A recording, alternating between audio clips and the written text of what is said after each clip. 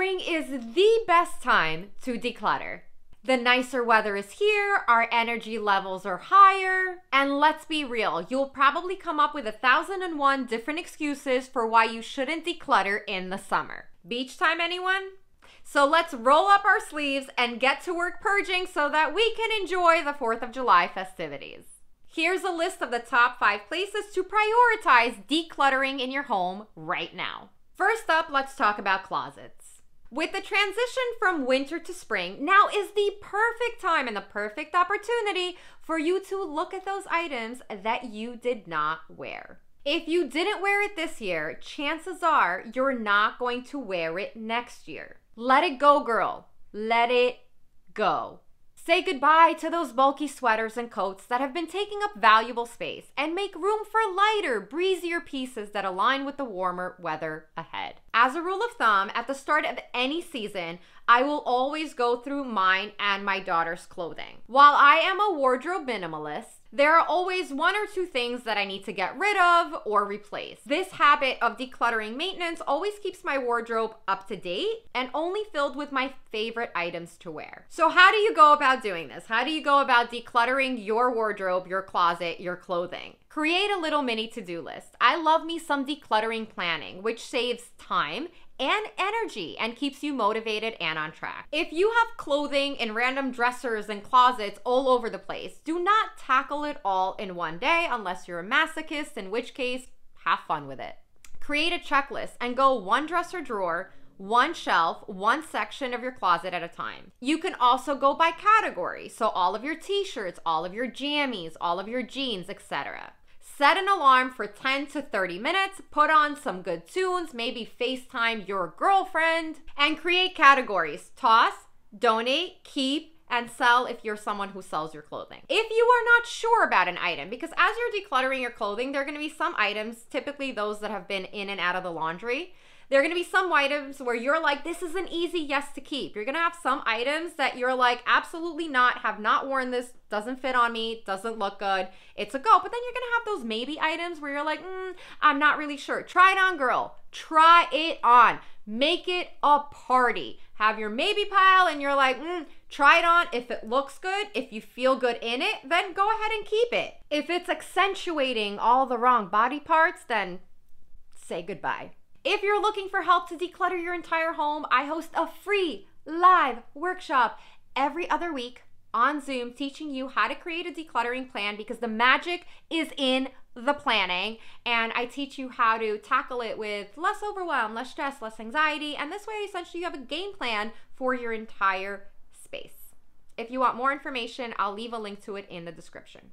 Next space to declutter right now is your pantry. Warmer weather brings on less clothing. Less clothing usually means trying to eat less and exercise more.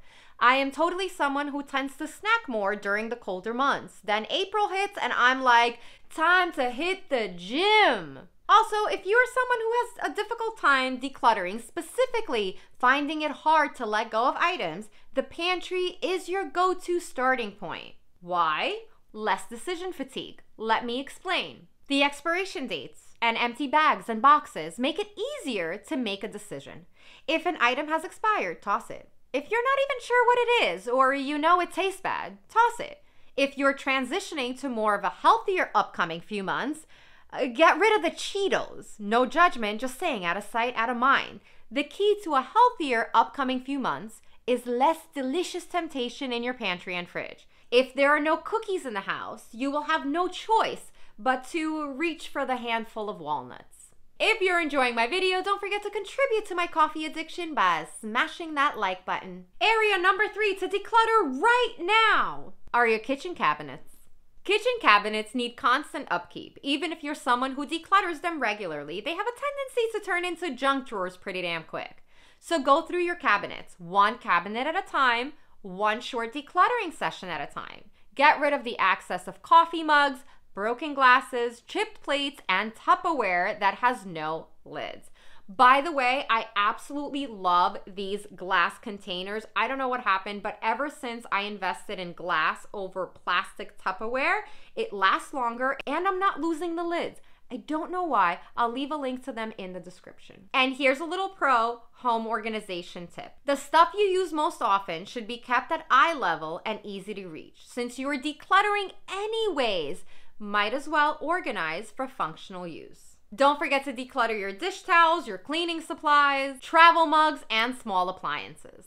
For what to declutter in every single room of your home, you can grab my free Ultimate Mom's Decluttering Guide. I'll leave a link to it in the description. Area to declutter number 4 is the dreaded kitchen countertops. Kitchen counters are a catch-all for hitchhikers around the house. The keys, the mail, the wallet, yesterday's leftover dinner, some random appliance you never used. Kitchen counters are an eyesore of visual clutter, and I highly encourage you to declutter them after the cabinets. Well, why, Margo, you ask? Because some of the stuff on your counters will most likely need a new home, like the toaster you use once a week, and the new home typically ends up being a shelf on your cabinet. Therefore, we need to first make space in the cabinet so that the little toaster or blender has somewhere to go. I often get asked, Margo, what should be left on my kitchen counter? The answer is kitchen counters are prime real estate. With that said, the only thing that should be left on it, if anything at all, are stuff that you use every single day. On my kitchen counter, I have my coffee machine and a cutting board. That is it. So if you use it daily, it's not really practical to have it be put away and have to take it back out. If you use it daily, it's totally fine to leave it on your kitchen counter. Everything else has got to go. The final frontier of what to declutter this season is the garage. Stop procrastinating. The weather is nice now. There is absolutely no excuse of saying, I want to declutter the garage, but it's way too cold in there. Not cold anymore. Get it done, assuming you have a garage, of course. It is time to reclaim your parking spot. Think of all the room you'll have for activities, like actually parking your car in there. I know that decluttering an entire garage, which typically acts like an enormous junk room, can seem overwhelming. No worries. All you gotta do is game plan it. You wanna focus on the larger items first. Maybe you have to take out the patio table and chairs first. Do it. Maybe there's some exercise equipment you haven't used in years. Sell it. That enormous bookshelf you moved out of your guest's bedroom and just didn't get around to doing anything with, donate it. Getting rid of larger items will A, serve to show you that you're making progress, and B, make more room for you to actually move around in. It will for sure look messy before it looks better. Embrace it. That just means you're making progress. Committed to a clutter-free home this year and need accountability and support to help you get through it. Learn how hiring me as a decluttering coach can help. You can find more information in the description. So there you have it, the best areas to declutter this spring. For a detailed tutorial of how to achieve a clutter-free home, step-by-step guide, you can check out this video next. As always, good luck on your decluttering journey, and remember to be good to yourself.